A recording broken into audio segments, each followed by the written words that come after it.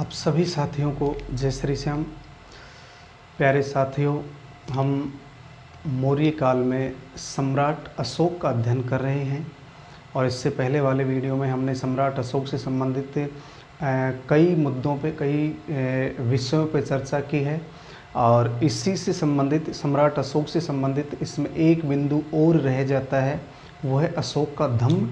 अशोक का धम्म और अशोक के द्वारा पांच देशों में अपने दूत भेजे थे। 5 जो देश आएंगे उनसे संबंधित जो राजा हैं उनके नाम क्या हैं, कहाँ का कौन राजा है, उसके बारे में चर्चा करनी है।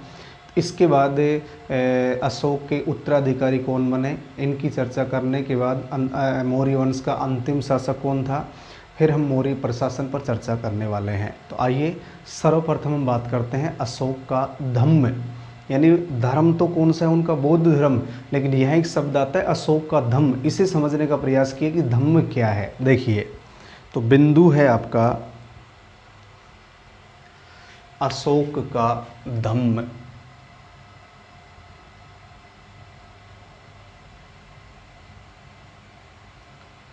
अशोक का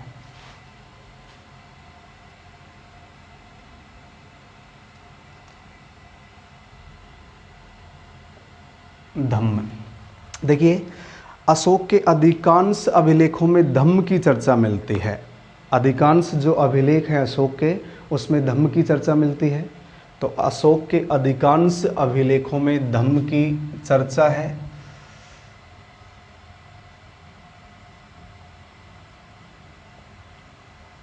अशोक के अधिकांश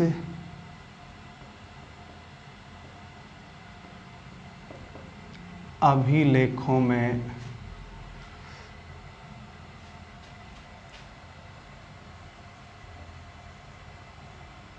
धम्म की चर्चा है।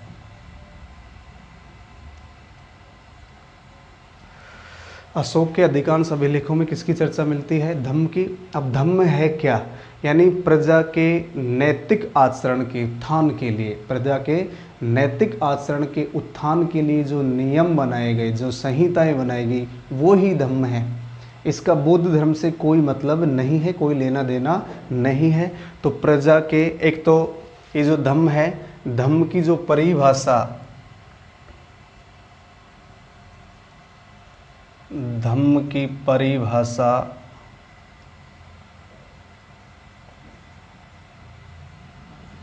राहुलोवाद से ली गई है। राहुलोवाद,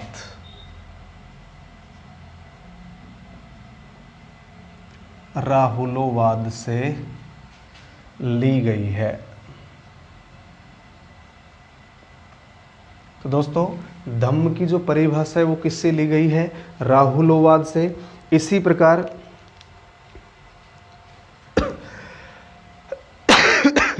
धम्म क्या है ये देखिए, धम्म क्या है,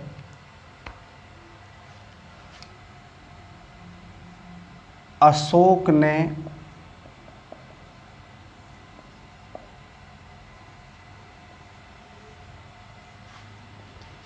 अपनी प्रजा के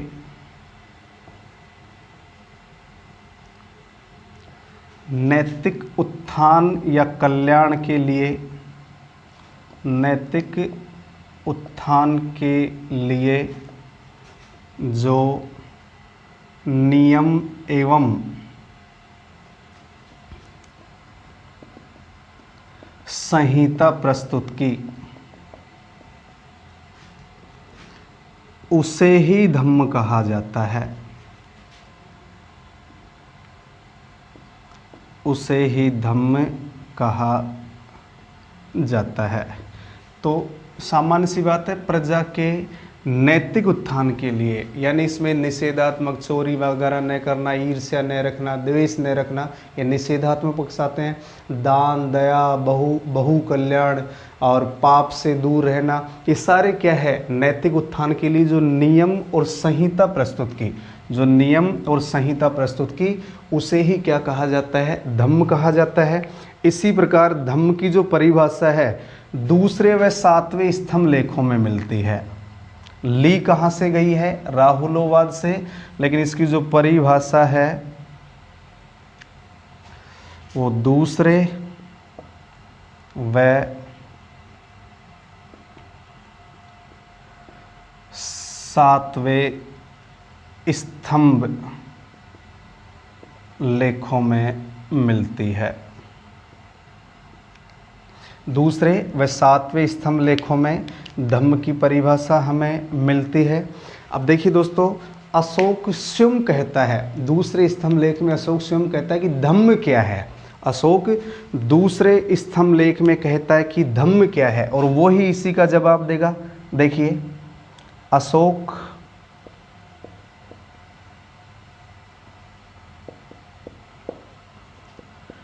दूसरे स्तंभ लेख में स्वयं प्रश्न करता है,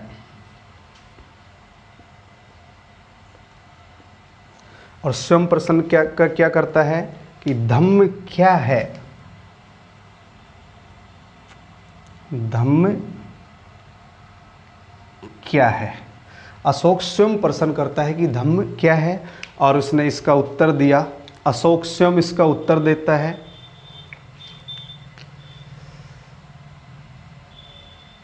वह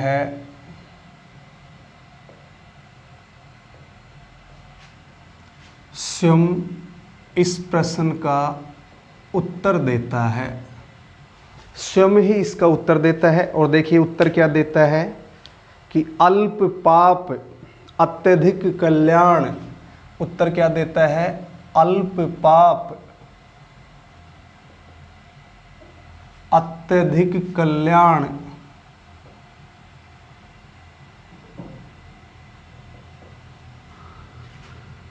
दया, दान, सत्यता, मृदुता एवं साधुता ही धम्म है। देखिए क्लियर हो गया होगा। अल्प पाप यानी सामान्य सी बात है, नैतिक उत्थान के लिए नियम और संहिता प्रस्तुत की, नैतिक आचरण के उत्थान के लिए नियम और संहिता प्रस्तुत की, उसे ही क्या कहा गया? धम्म कहा गया। तो सामान्य सी बात है, अल्प पाप अत्यधिक कल्याण, दया, दान, सत्यता, मृदुता एवं साधुता ही क्या है? धम्म। और इसने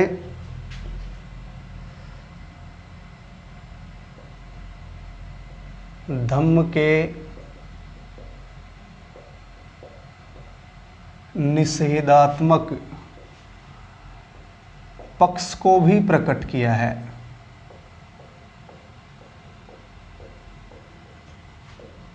धम्म के किस प्रकार के पक्ष को? निषेधात्मक पक्ष को भी प्रकट किया है। निषेधात्मक पक्ष के बारे में देखिए इन्होंने क्या कहा है? क्रोध, ईर्ष्या, उग्रता, क्रोध, ईर्ष्या, उग्रता, क्रोध, ईर्ष्या, उग्रता, निष्ठुरता से दूर रहें, अर्थात पापों से दूर रहें, पापों से दूर रहें। तो ये है आपका धम्म। ये सामान्य चर्चा होगी धम्म के बारे में कि धम्म क्या है। ये ध्यान रखना है, ये अशोक का कोई बौद्ध धर्म नहीं है। ये नैतिक उत्थान के लिए जो नियम संहिता बनाई गई उसे ही क्या कहा गया? धम्म कहा गया। इसके बाद धम्म का स्वरूप, अलग अलग विद्वानों ने धम्म के बारे में अलग अलग मत प्रस्तुत किए हैं। तो इसी में आपका एक बिंदु बन जाता है धम्म का स्वरूप, प्रकृति। धम्म का स्वरूप या इसकी प्रकृति क्या है? देखिए अलग अलग विद्वानों के अलग अलग मत आएंगे। जैसे सबसे पहले हम बात करें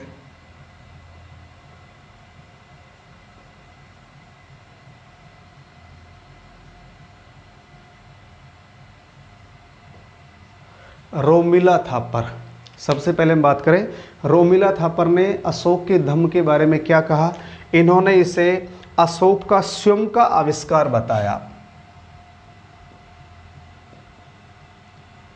अशोक का स्वयं का आविष्कार बताया। रोमिला थापर ने धम्म को क्या बताया? अशोक का स्वयं का आविष्कार। इसके बाद नंबर 2 फ्लीट, फ्लीट महोदय, फ्लीट, फ्लीट ने इसे राजधर्म कहा।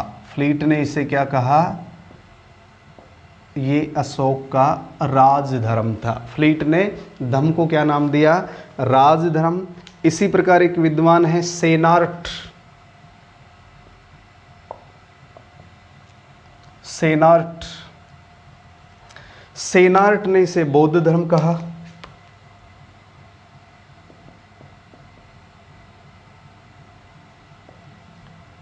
सेनार्ट ने इसे क्या कहा? कि यह बौद्ध धर्म है। इसी प्रकार नीलकंठ शास्त्री, नीलकंठ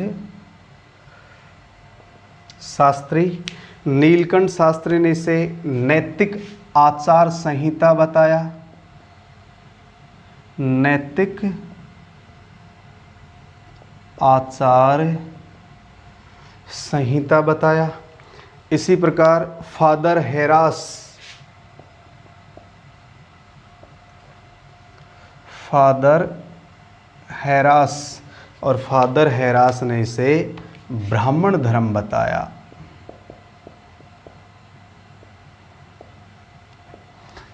तो ये अलग अलग मत हैं विद्वानों की कि अशोक का धम्म है उसका स्वरूप क्या है, प्रकृति क्या है। तो रोमिला थापर के अनुसार अशोक का स्वयं का आविष्कार, फ्लीट के अनुसार राजधर्म, सेनार्ट के अनुसार बौद्ध धर्म, नीलकंठ शास्त्री के अनुसार नैतिक आचार संहिता और फादर हैरास के अनुसार ब्राह्मण धर्म। अब देखिए उन्होंने धम्म के प्रचार के लिए कुछ धम्म यात्राएं भी की थी। तो अशोक ने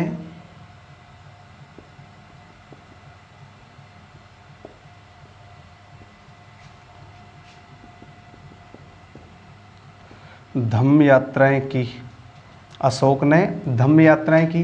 वजह से हम धम्म यात्राओं की बात करें, जैसे नंबर 1 अपने राज्याभिषेक के 10वें वर्ष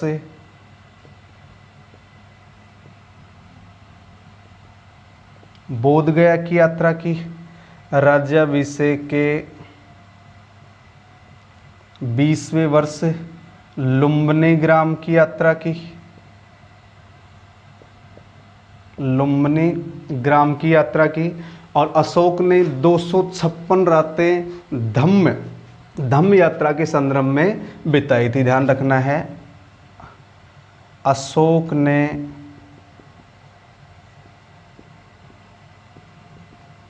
256 रातें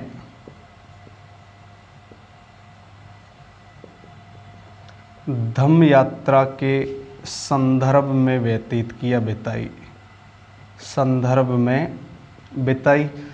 इसी प्रकार हम अध्ययन करते हैं 5वें शिलालेख से हमें जानकारी मिलती है कि उन्होंने धम्म महामात्र की नियुक्ति की थी। 5वें शिलालेख से जानकारी मिलती है, 5वें शिलालेख से हमें जानकारी मिलती है कि अशोक ने धम्म महामात्र नियुक्त किए थे, धम्म महामात्र नियुक्त किए थे, नियुक्त किए थे। तो ये अशोक का बौद्ध धर्म नहीं है, ये धम्म है। ध्यान रखना है, अशोक का धम्म अगर पूछ लिया जाए तो मैंने कंप्लीट आपको बता दिया है कि धम्म क्या है, धम्म का स्वरूप क्या है। धम्म यात्राएं 10वें वर्ष बोध गया की यात्रा और 20वें वर्ष लुम्बिनी ग्राम की यात्रा की गई और 256 रातें धम्म यात्रा के संदर्भ में व्यतीत की। और जो 5वां शिलालेख है उसमें अशोक ने धम्म महामात्र नियुक्त किए थे। तो ये हो गया आपका अशोक का धम्म। एक बार आप इसका स्क्रीनशॉट ले लीजिए।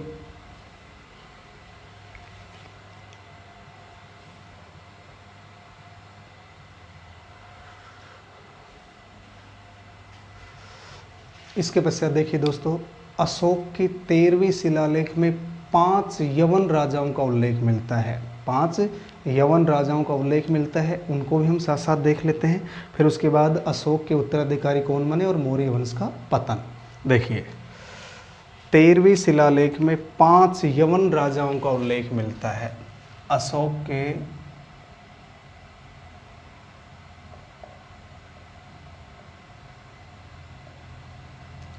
तेरहवें शिलालेख में 5 यवन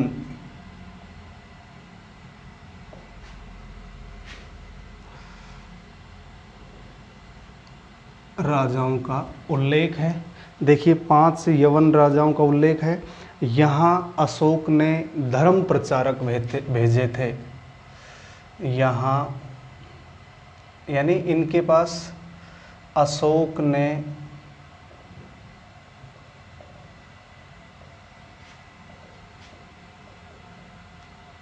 धर्म प्रचारक भेजे थे। तो 5 यवन राजा हैं। देखिए नंबर 1 तुर्मै,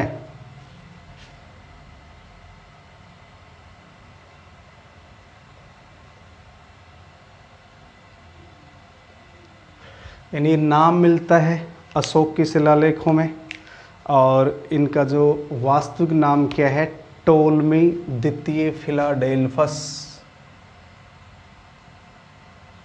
टोलमी सेकंड फिलाडेल्फस, यानी इससे इस तुर्मै की पहचान किससे की? फिलाडेल्फस से। और ये कहाँ का शासक है? मिस्र का। कहाँ का शासक है? मिस्र का। इसके पश्चात देखिए अंतियोक,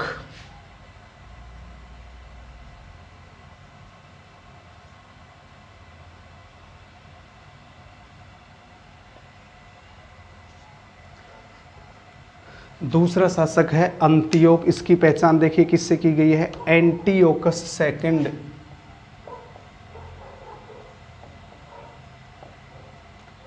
एंटियोकस सेकंड। और ये कहाँ का शासक है? आपके सीरिया का। एंटियोकस सेकंड, इसकी पहचान अंतियोक से की गई है। इसके पश्चात एक है अंतेकिन,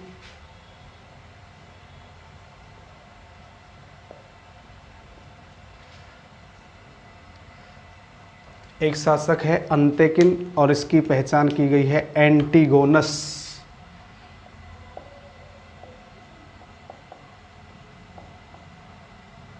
और ये कहाँ का शासक है? मकदूनिया या मैसिडोनिया, मकदूनिया अथवा मैसिडोनिया। इसके बाद नंबर 4 मग, और इसकी पहचान किससे की गई है? मगस, जो सीरीन का शासक था, मगस।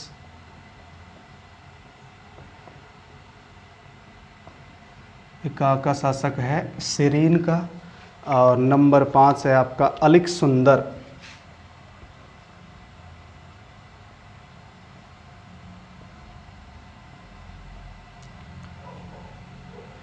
नंबर 5 है अलेक्सुंदर, और इसकी तुलना या इसकी पहचान किससे की गई?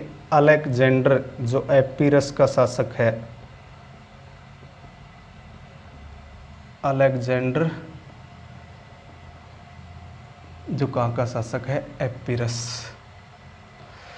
तो ये 5 यवन राजा हैं जिनका उल्लेख अशोक के 13वें शिलालेख में मिलता है। और दोस्तों आपने पढ़ा होगा अशोक ने 84,000 स्तूपों का निर्माण करवाया था। नोट,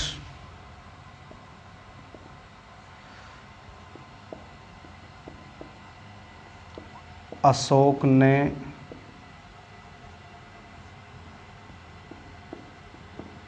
84,000 स्तूपों का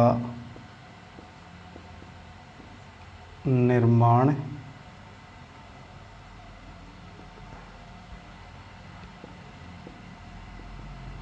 करवाया था। अशोक ने कितने स्तूपों का निर्माण करवाया? 84,000। तो ये 5 ये यवन राजा हैं। तुर्मै, इसकी पहचान टोलमी द्वितीय फिलाडेल्फस से, अंतियोक एंटियोकस द्वितीय, अंतेकिन एंटीगोनस, मग मगस, अलेक्सुंदर अलेक्जेंडर, अलेक्सुंदर अलेक्जेंडर। तो आपको ये भी याद रखने हैं, ध्यान रखना है, इनको भी याद रखना है। अब हम बात कर लेते हैं इसके अंतिम पार्ट पर, फिर वो प्रशासन वगैरह है उसका हम अलग से अध्ययन करने वाले हैं। अशोक के उत्तराधिकारी, देखिए एक बिंदु है आपका अशोक के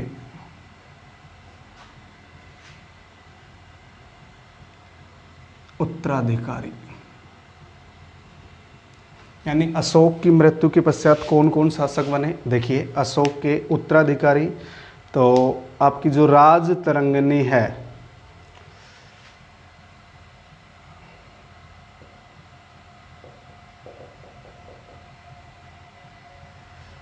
राज तरंगिणी के अनुसार, राज तरंगिणी के अनुसार अशोक का उत्तराधिकारी कौन हुआ? जालौक, सॉरी जालौक। राज तरंगिणी के अनुसार अशोक का उत्तराधिकारी कौन हुआ? जालौक। इसके पश्चात जैसे हम बात करें, जो जालौक है ये शैव धर्म का अनुयायी था, ध्यान रखना है। ये जो जालौक है, जालौक शैव धर्म का अनुयायी, शैव अनुयायी, और ये बौद्ध विरोधी है, बौद्ध धर्म का विरोधी। जालौक शैव धर्म का अनुयायी था और बौद्ध धर्म का विरोधी। तो राज तरंगिणी के अनुसार उत्तराधिकारी कौन हुआ? जालौक। इसके पश्चात हम बात करें आपका वायु पुराण,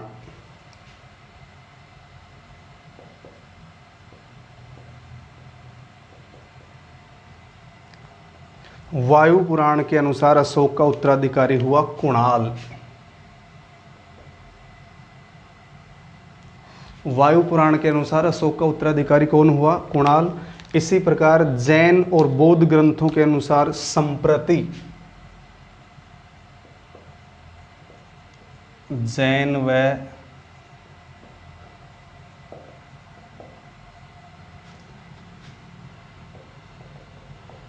बौद्ध ग्रंथों के अनुसार उत्तराधिकारी कौन हुआ? संप्रति। जैन और बौद्ध ग्रंथों के अनुसार इसका उत्तराधिकारी कौन हुआ? संप्रति। और ये जो संप्रति है ये जैन धर्म का अनुयायी है, ध्यान रखना है, जैन अनुयायी। संप्रति कौन से धर्म का अनुयायी है? जैन धर्म का।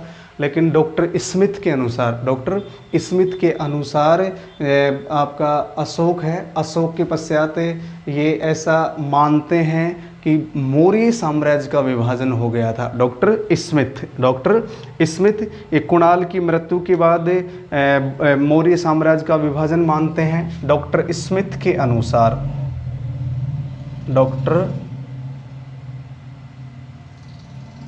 स्मिथ के अनुसार देखिए ये क्या बता रहे हैं, कुणाल की मृत्यु के पश्चात, कुणाल की मृत्यु के पश्चात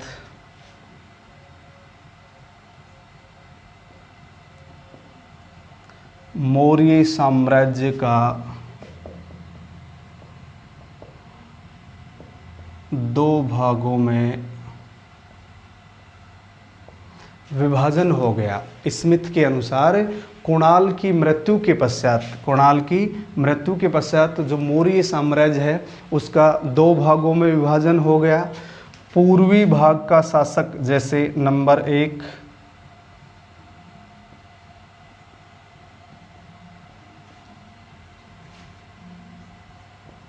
दशरथ, पूर्वी भाग का शासक कौन बना? दशरथ। और पश्चिमी भाग का शासक बना संप्रति।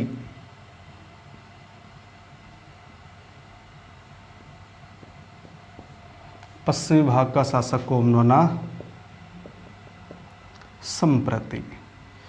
तो ये मानते हैं कौन? डॉक्टर स्मिथ की कुणाल की मृत्यु के पश्चात मौर्य साम्राज्य का दो भागों में विभाजन हो गया।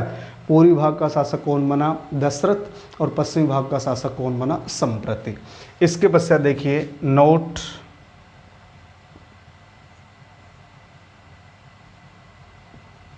वृहद्रथ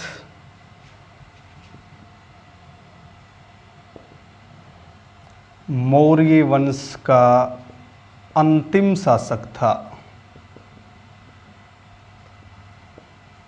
वृहद्रथ मौर्य वंश का अंतिम शासक था और इसके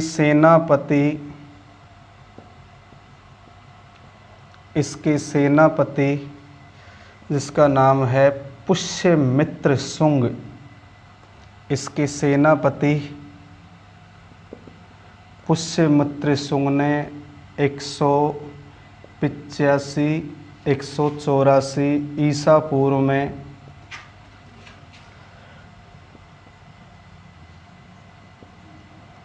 वृहद्रथ की हत्या करके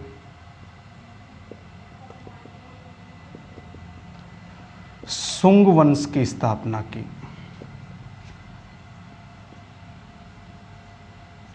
वृहद्रथ की हत्या करके नया वंश स्थापित किया जिसका नाम क्या है, शुंग वंश। ये ब्राह्मण धर्म को मानेगा, वो हम आगे चर्चा करेंगे। तो ये 5 यवन राजाओं का उल्लेख है और ये अशोक के उत्तराधिकारी है राजतरंगिणी के अनुसार, वायु पुराण के अनुसार, जैन और बौद्ध ग्रंथों के अनुसार। ये याद रखना है। अंतिम शासक कौन था? वृहद्रथ, जिसकी हत्या उसी की सेनापति पुष्यमित्र शुंग के द्वारा कर दी गई। तो ये था आपका मौर्य साम्राज्य। इसके बाद हम बात करते हैं मौर्य प्रशासन। तो एक बार इसका स्क्रीनशॉट ले लीजिए। इसके बाद हम मौर्य प्रशासन की शुरुआत करते हैं। देखिए,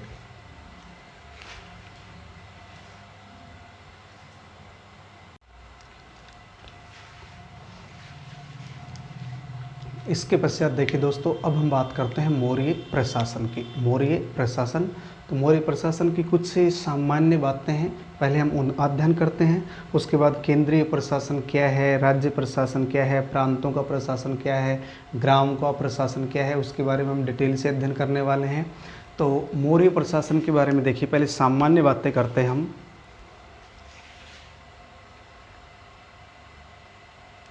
केंद्रीयकृत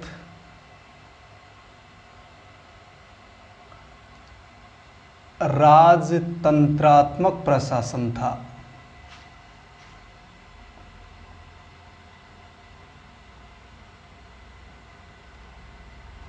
केंद्रीयकृत राजतंत्रात्मक यानी केंद्र ही सर्वोच्च है, राजा ही सर्वोच्च है। राजतंत्रात्मक प्रशासन था और मौर्य सम्राटों ने पहली बार संपूर्ण भारत को राजनीतिक एकता के सूत्र में पिरोया। मौर्य सम्राटों ने ही भारत को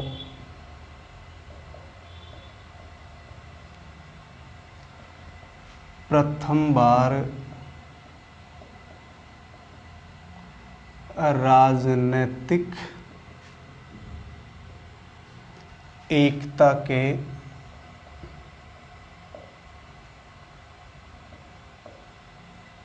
सूत्र में पिराया। राजनीतिक एकता के सूत्र में पिरोने का श्रेय किसे दिया जाता है? मौर्य सम्राटों को। इसी प्रकार मौर्य सम्राटों ने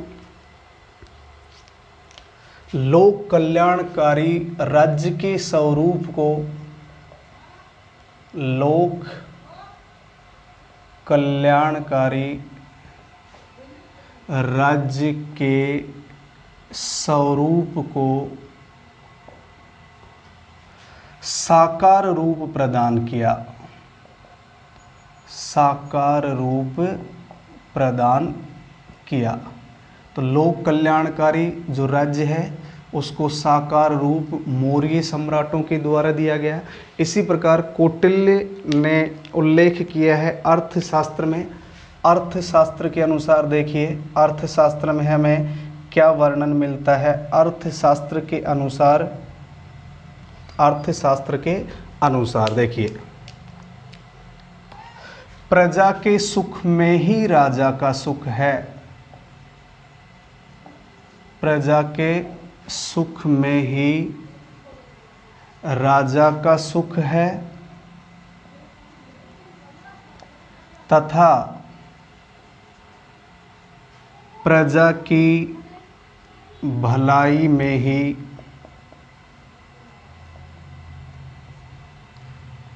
राजा की भलाई है। अर्थशास्त्र से हमें क्या जानकारी मिलती है इन्होंने उल्लेख किया है कि प्रजा के सुख में ही राजा का सुख है तथा प्रजा की भलाई में ही राजा की भलाई है। केंद्रीयकृत राजतंत्रात्मक प्रशासन था। पहली बार राजनीतिक एकता के सूत्र में पिरोया। भारत को पहली बार राजनीतिक एकता के सूत्र में पिरोने का श्रेय मौर्य सम्राटों को दिया जाता है। लोक कल्याणकारी राज्य के स्वरूप को साकार रूप दिया गया और अर्थशास्त्र में राजा को प्रजा के प्रति समर्पित दिखाया गया है कि राजा को प्रजा के प्रति समर्पित रहना चाहिए। और जो मौर्य प्रशासन है, मौर्य प्रशासन की जानकारी हमें मौर्य प्रशासन की जानकारी कहाँ कहाँ से मिलती है? एक तो अर्थशास्त्र और एक है आपकी इंडिका। कौटिल्य का अर्थशास्त्र विस्तृत रूप से यहीं से जानकारी मिलती है और एक है मेगास्थनीज की इंडिका। तो मौर्य प्रशासन की जानकारी के स्रोतों की बात करें, अर्थशास्त्र और इंडिका से हमें जानकारी मिलती है। मुख्य रूप से अर्थशास्त्र, केंद्रीय प्रशासन के बारे में विस्तृत वर्णन हमें अर्थशास्त्र से ही मिलता है। तो अब मौर्य प्रशासन में पहला बिंदु लेते हैं हम केंद्रीय प्रशासन। पहला बिंदु कौन सा है आपका? केंद्रीय प्रशासन। देखिए पहला बिंदु है आपका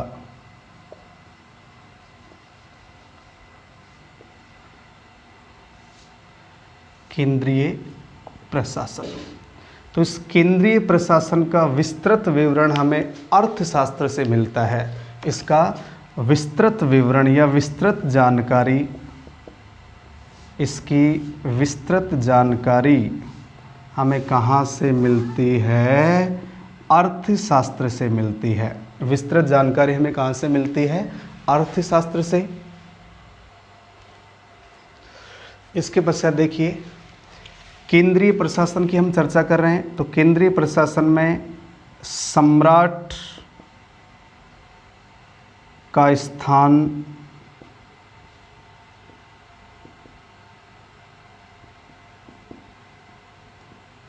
प्रमुख होता था। केंद्रीय प्रशासन में सम्राट का स्थान प्रमुख होता था और भारत में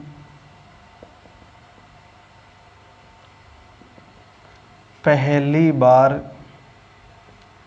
विस्तृत नौकरशाही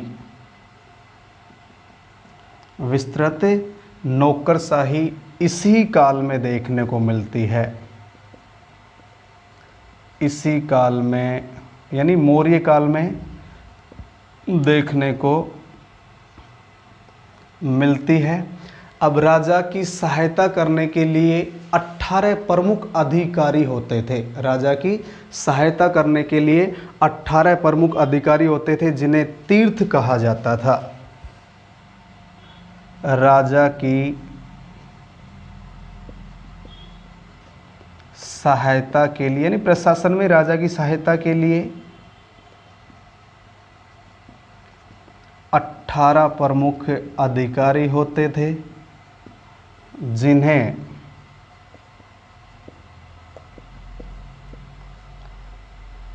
तीर्थ या आमात्य कहा जाता था। तीर्थ और आमात्य कहा जाता था। तो हम केंद्रीय प्रशासन का अध्ययन कर रहे हैं। केंद्रीय प्रशासन का विस्तृत विवरण कहाँ से मिलता है? अर्थशास्त्र से। केंद्रीय प्रशासन में सम्राट का स्थान प्रमुख होता था। भारत में पहली बार विस्तृत नौकरशाही इसी काल में देखने को मिलती है। राजा की सहायता के लिए 18 अधिकारी होते थे जिन्हें तीर्थ अथवा आमात्य कहा जाता था। अब अर्थशास्त्र में वर्णित 18 जो अधिकारी हैं, पदाधिकारी हैं, अर्थशास्त्र में वर्णित 18 जो अधिकारी हैं, 18 जो तीर्थ है, उनकी सूची देख लीजिए। अर्थशास्त्र में वर्णित 18 तीर्थों की सूची।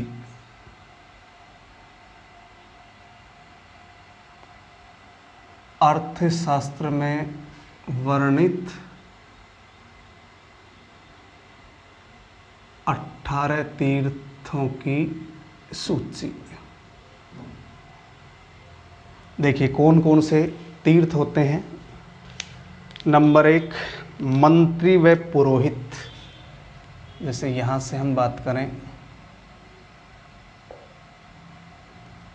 मंत्री व पुरोहित, मंत्री व पुरोहित।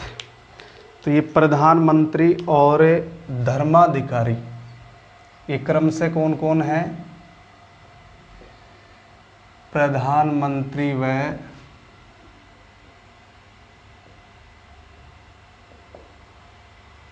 धर्माधिकारी। और ये प्रमुख तीर्थ, महत्वपूर्ण तीर्थ था। महत्वपूर्ण तीर्थ, जितने भी तीर्थ हैं उनमें सबसे महत्वपूर्ण तीर्थ था।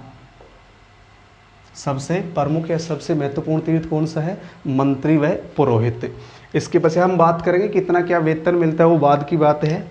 इसके पश्चात नंबर 2, समाहर्ता।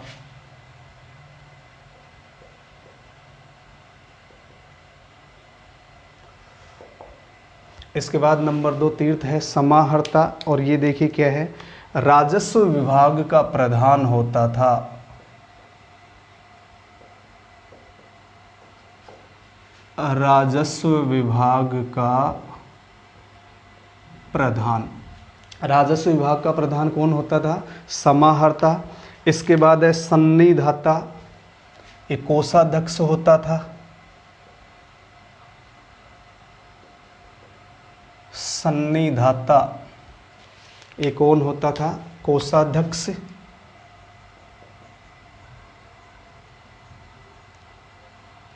सन्निधाता कौन होता था? कोषाध्यक्ष। इसके पश्चात देखिए सेनापति। सेनापति ये युद्ध विभाग का मंत्री होता था।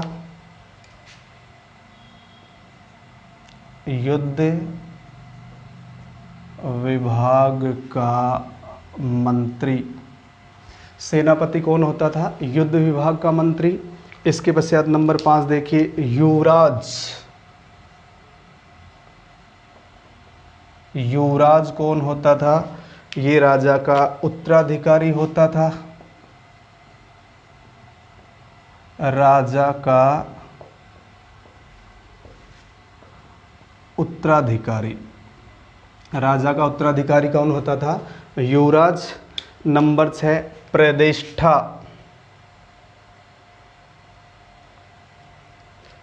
प्रतिष्ठा, प्रतिष्ठा कौन होता था? फौजदारी न्यायालय का न्यायाधीश।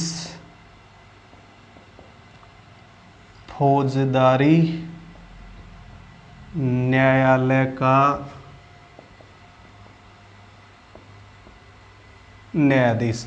दीवानी फौजदारी, दीवानी और फौजदारी जो न्यायालय होंगे, हम आगे न्याय व्यवस्था का जब अध्ययन करेंगे तो यहाँ उसका अलग से अध्ययन करेंगे। यहाँ केवल हम नाम नोट कर रहे हैं। नंबर 7 है व्यवहारिक।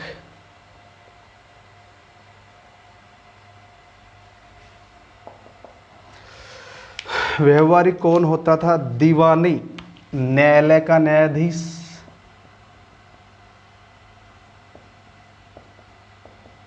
दीवानी न्यायालय का न्यायाधीश।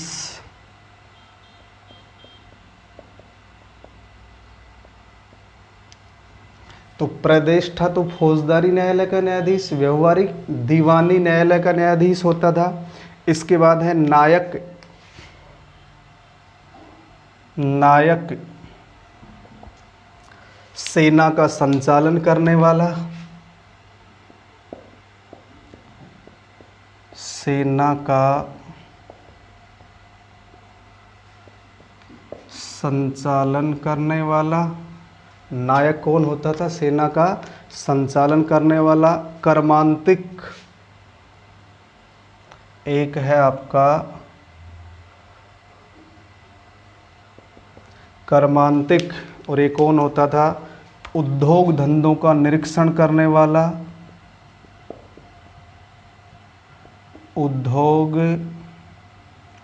धंधों का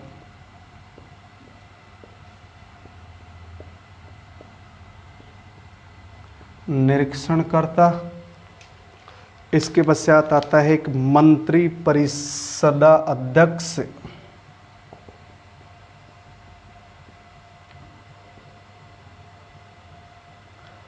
मंत्रिपरिषद अध्यक्ष, ये मंत्रिपरिषद का अध्यक्ष होता था, मंत्रिपरिषद का अध्यक्ष होता था। एक है दंडपाल,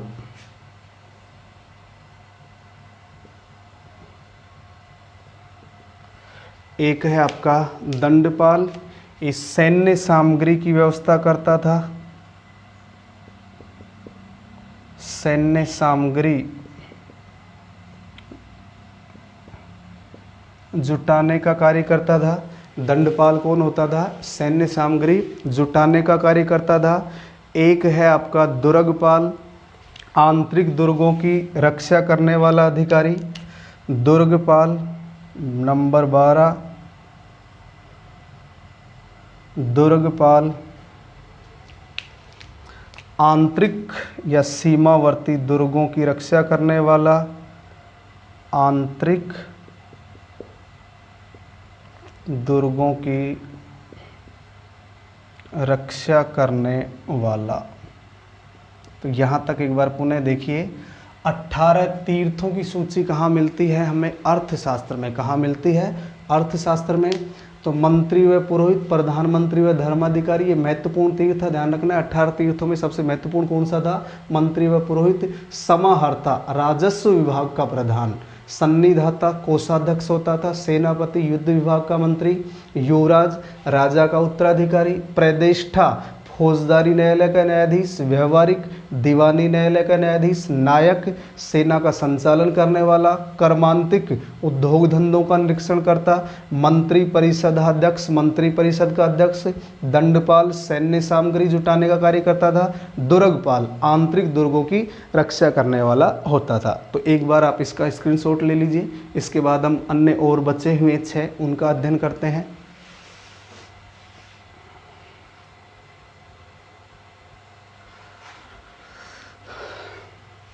इसके पश्चात देखिए दोस्तों, तो हम 18 तीर्थों का अध्ययन करें। 12 तीर्थ हो चुके हैं। नंबर 13 देखिए, केंद्रीय प्रशासन में हम 18 तीर्थों का अध्ययन कर रहे हैं। 12 तीर्थों का हमने अध्ययन कर लिया है। इसके पश्चात देखिए नंबर 13 अंत्यपाल।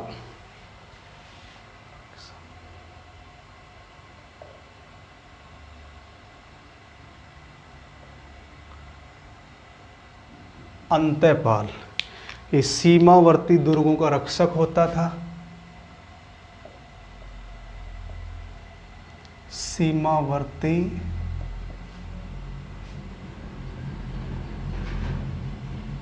दुर्गों का रक्षक, अंत्यपाल सीमावर्ती दुर्गों का रक्षक। इसके पश्चात है नागरक।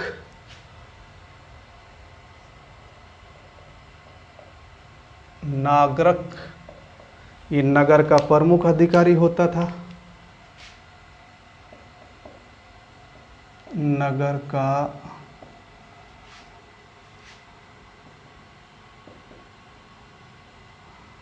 प्रमुख अधिकारी होता था। इसके पश्चात देखिए आटविक।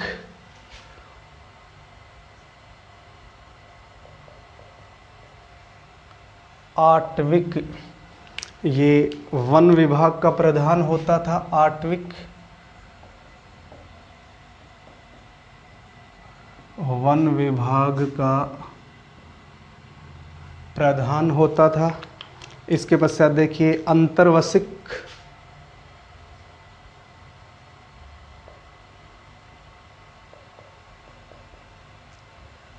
अंतर्वसिक, ये शाही अंगरक्षक सेना का प्रधान होता था। शाही अंगरक्षक सेना का प्रधान होता था। इसके बाद है दोवारिक। दोवारिक,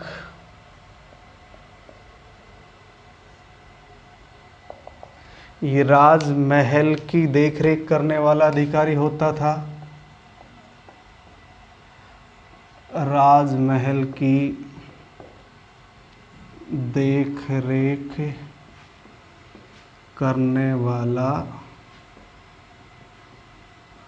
अधिकारी। राजमहल की देख रेख करने वाला अधिकारी कौन होता था? द्वारिक।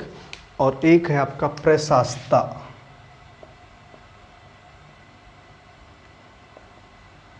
एक है आपका प्रशासता, और इसका कार्य क्या होता था? राजकीय आदेशों को लिपिबद्ध करना, राजकीय आदेशों को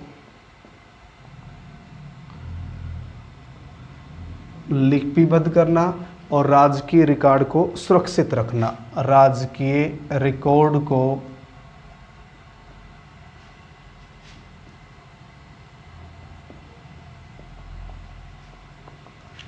सुरक्षित रखना।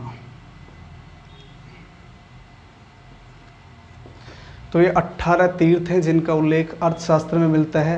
अर्थशास्त्र में ही हमें 26 अध्यक्षों का वर्णन मिलता है। देखिए दोस्तों, नोट अर्थशास्त्र से हमें, या अर्थशास्त्र में हमें 26 अध्यक्षों का उल्लेख मिलता है। 26 अध्यक्षों का उल्लेख मिलता है। अर्थशास्त्र से हमें 26 अध्यक्षों का उल्लेख मिलता है, जिसे यूनानी स्रोतों में, जिन्हें यूनानी स्रोतों में मजिस्ट्रेट कहा गया है, जिन्हें यूनानी स्रोतों में मजिस्ट्रेट कहा गया।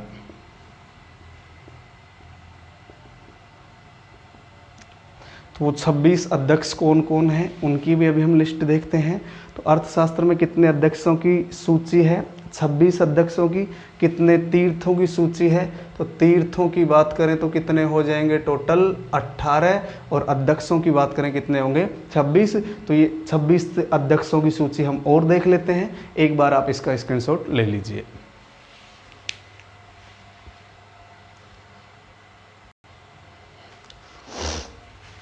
इसके बाद देखिए दोस्तों, ये आपके 26 अध्यक्ष हैं। अभी हमने चर्चा की, ये 26 अध्यक्ष हैं जिसका उल्लेख हमें कहाँ से मिलता है? अर्थशास्त्र से। अर्थशास्त्र में 26 अध्यक्ष और 18 तीर्थों की सूची मिलती है। 18 तीर्थों का हमने अध्ययन कर लिया है। इसके बाद हम बात करते हैं 26 अध्यक्ष। तो एक है कोषाध्यक्ष, मुद्रा व टकसाल का अध्यक्ष।